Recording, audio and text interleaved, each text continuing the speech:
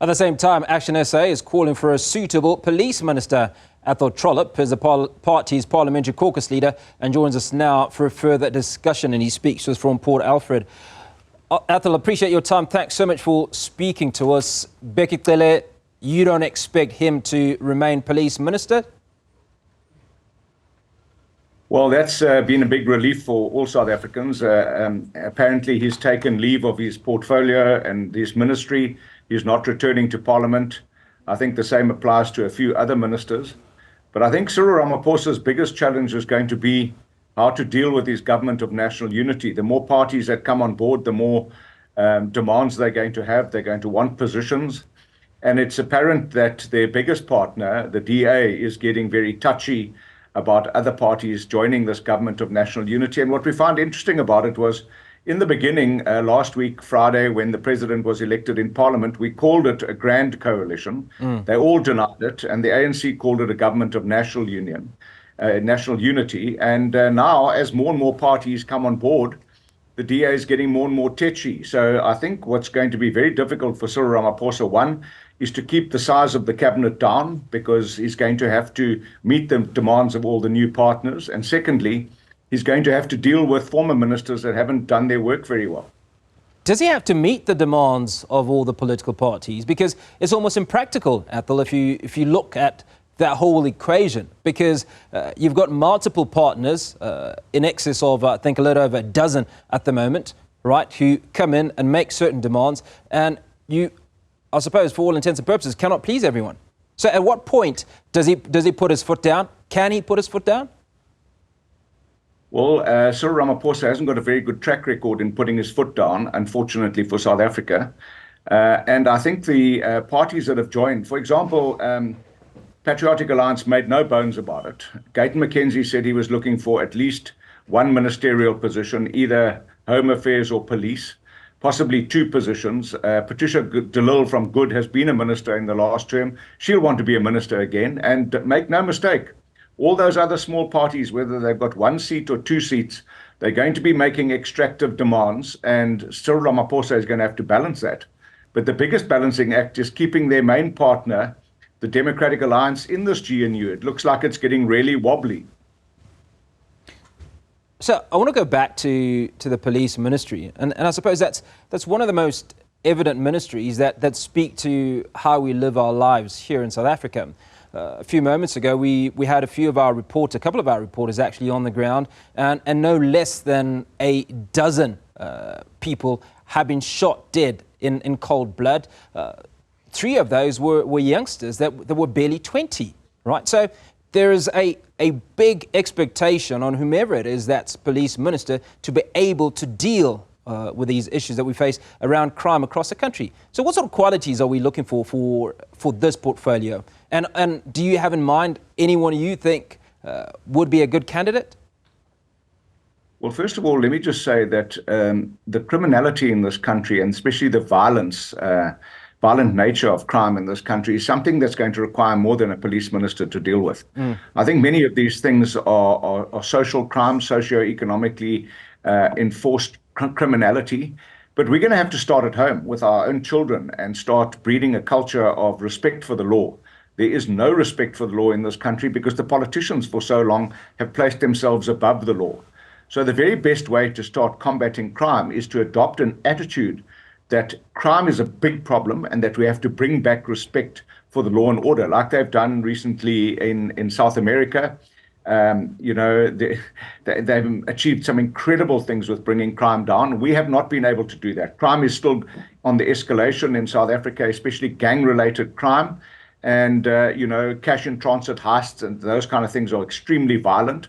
And gender-based crime is a big, big problem. So I think that we've got to start at home, and we've got to start being exemplary in public office, which we haven't been.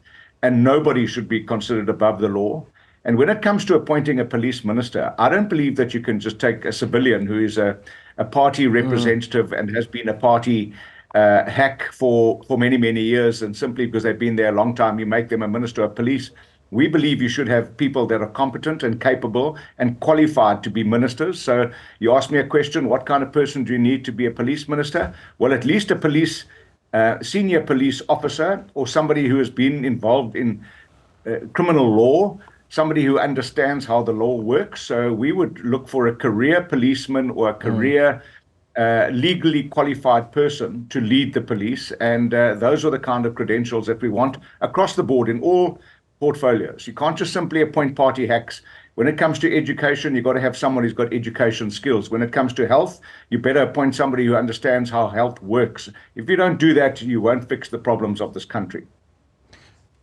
I'm of the very same opinion that a technocrat would obviously deal with the situation, but you raise the issue of policing is not entirely the mandate or the portfolio. The expectation, control of crime, is not the expectation of just the police minister.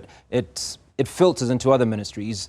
So what would the strategy be for this GNU in dealing with the overall challenges that are posed by crime, and particularly where crime emanates?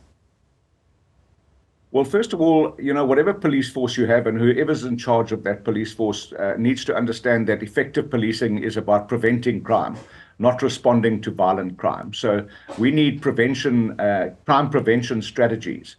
And we also need to start leading by example, as I said, in political leadership, both national, provincial, and local government, being examples, putting your foot down and saying we will not tolerate this kind of behavior. So any kind of behavior that disrespects any kind of law should become completely unacceptable. We should have zero tolerance to breaking the law, and that comes to not stopping at a stop street, throwing litter on the ground or doing whatever. There are laws in this country, and there are many of them, but people just do not respect the law. So we all have to start respecting the law, and we all have to start enforcing the law.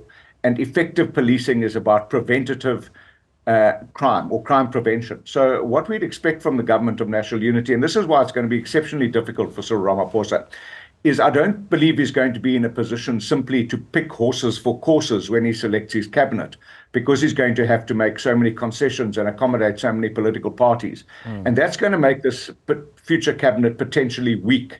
And we are calling on the president, whatever the undertakings are and whatever the negotiations require of the ANC in this government of national unity, that they still consider people that are fit for purpose, that are qualified, and that have a track record of proficiency in dealing with the portfolio that they're going to be awarded. So if it comes to agriculture, you need somebody who understands agriculture, doesn't have someone who's never planted a mealie pip or raised a lamb or pulled a calf or, made the land productive. That's not going to help us. We need to understand what is required from the portfolio and then appoint appropriate people to do that. So there are three issues that I want us to focus on very quickly, or three issues that come out of this conversation.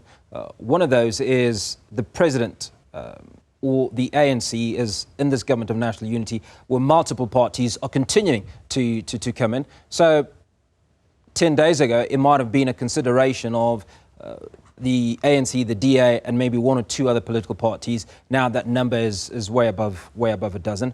There are demands that those parties are bringing in. And then there's also the possibility that the government, the cabinet could become bloated, and everybody's trying to pull away from a bloated cabinet. Many of the things that the DA would have spoken out against before they joined the GNU. So what are those key considerations? And at what point is President Cyril Ramaphosa going to be forced to hurt the feelings of the other political parties for the greater good of South Africa? Well, first of all, appointing a cabinet isn't just about the salaries of ministers and the number of ministers there are. Right now, in the previous government, there were 30 ministers, 36 deputy ministers. Their salaries alone cost 154 million rand. But the real cost drivers are homes, motor vehicles, VIP protection, the departments that they head up, directors general in those departments, support staff for those people. It runs into billions.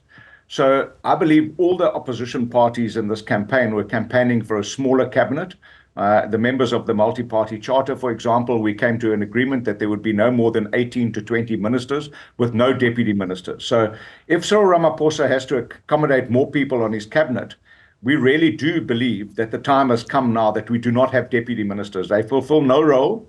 They don't support the ministers in any case. It's normally just a position that you use to step up in the next 5 years or 10 years to become a minister. We do not need shadow ministers in this country. Many of the most effectively run countries in the world do not have deputy ministers. So the very first thing that we would expect from Cyril Ramaphosa is to jettison all the deputy ministers. If I can give you a classic example, the Department of Basic Education and the Department of Higher Education, they have both failed miserably over the last 15 years in South Africa, and their ministers have been entrenched in those positions. They've also had 2 deputy ministers.